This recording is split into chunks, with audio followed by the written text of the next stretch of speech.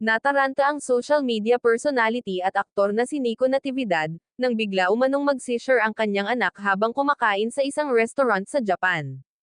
Sa kanyang social media post nitong Sabado 3 ng Enero, ikinwento ni Nico ang matinding taranta at takot na kanilang dinanas nang bigla umanong tumirik ang mga mata at halos hindi makahinga ang kanilang anak sa loob ng halos 2 minuto. Ayon sa aktor, nahirapan silang humingi ng agarang tulong dahil sa language barrier, kahit pa nagsasalita sila ng Ingles. Aniya, nag-seizure baby namin habang kumakain kami sa restaw. Sobrang taranta namin at sumusigaw na para humingi ng tulong at ambulansya.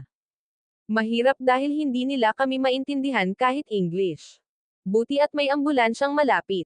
Dagdag pa niya, sobrang panlalambot ko at wala akong iba makita kundi ang anak ko lang na nakatirik na at halos 2 minutes siyang hindi humihinga at nagkulay violet na.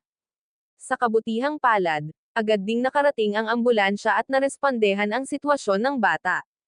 Ipinagdiwang ni Nico ang bagong taon sa Japan kasama ang kanyang misis at 2 anak.